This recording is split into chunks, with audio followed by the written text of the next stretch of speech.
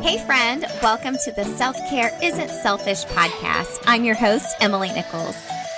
As a Whole30 certified coach, wife, busy working boy mom, and your self-care guru, I'm here to help you start putting yourself first without the guilt. Each week you'll hear motivating and practical tips on how you can create a habit of self-care through interviews with my amazing guests or quick solo episodes with me. After each episode, you'll walk away with an action plan and feel empowered to implement what you have learned into your life. So, grab a cup of coffee, glass of wine, or your favorite sparkling water, and let's do this.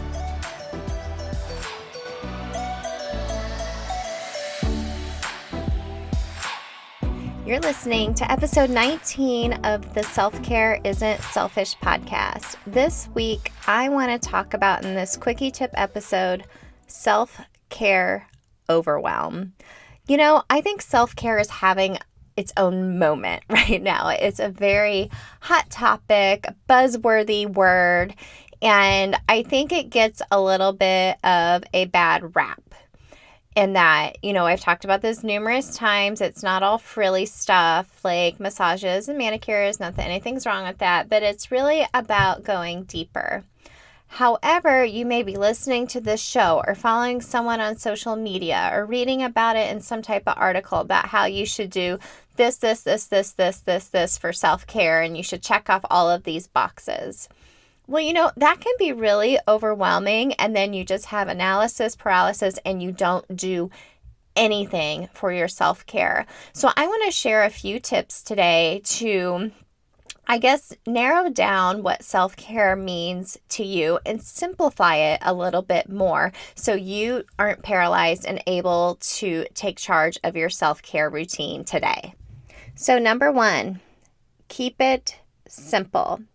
I want you to take a piece of paper out or open up your notes app on your phone and jot down 3 things you can do every morning or evening or whenever it's best for you as part of your self-care routine. And those things need to take less than 5 minutes. So for example, breathing, you know, you can use an app to help you breathe in and out for a few minutes and meditate. Do a gratitude journal. I've talked about this earlier podcast episodes where, you know, when you're focused on gratitude, it's really hard to be mad or sad. So, you know, jot down a few things that you're grateful for. Lastly, you know, drink a big old cup of water, then make your coffee.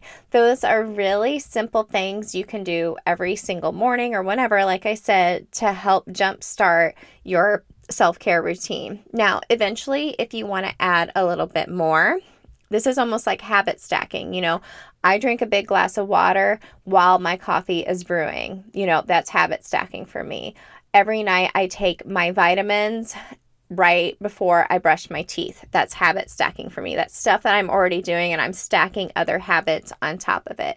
But to start, keep it simple. Think of just 3 basic things that are really, really easy, 5 minutes or less that you can start today. My second tip is don't compare your self-care to anyone else's. Each person's individual self-care routine is personal to them and what they need. You don't have to check in all the boxes and do all the things that you see, you know, Linda or Pam over on Instagram doing, you know, for her self-care routine. Give yourself some grace and don't put so much pressure on yourself.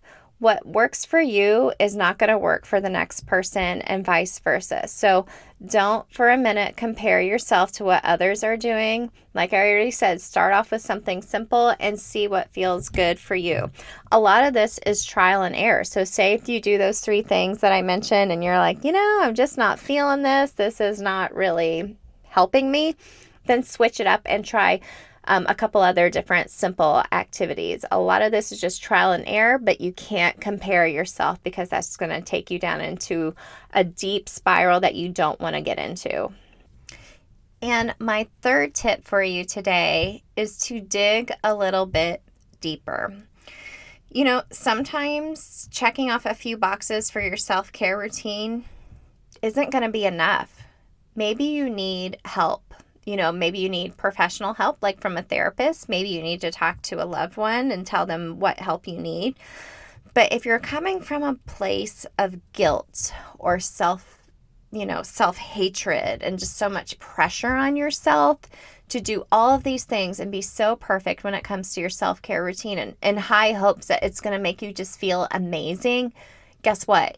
It's not going to, because you're not coming from a place of love and openness and, giving yourself grace and willing to fail and try new things when it comes to your self-care. So dig a little deeper. If you're coming from one of these places, I would definitely suggest, seeking the help of a mental health professional or even just starting off talking to a loved one. So remember, you don't have to do it all. Nope. Sister, you do not have to do it all. I know I've personally have been overwhelmed thinking I need to check off 20,000 things, by 6 a.m. every morning on my self-care routine. And it's just not going to happen. And, some days you may have your self-care routine just totally nailed down and something, someone throws a wrench into what you're doing and your self-care routine totally needs to change because your schedule's different now, or you're going through a season of your life where things are hard and it's really hard to get to bed early. It's really hard to hit the gym early in the morning. Things like that you need to think about and give yourself a little grace as things change. But more so than anything, I don't want you to be overwhelmed by the idea of self-care. I want you to feel empowered by the concept of self-care and figure out what works best for you. I hope this self-care quickie tip was useful for you. Tag me in your Instagram stories of you listening. Let me know your biggest takeaways. You can tag me at Emily Nichols22 or at Self Care Isn't Selfish Podcast. And if you loved today's episode, please leave a rating and review down in iTunes. Literally, it takes less than 1 minute. I love it. But when you do that, it makes it easier for others to find the show. So thank you so much for listening. And remember, self-care isn't selfish.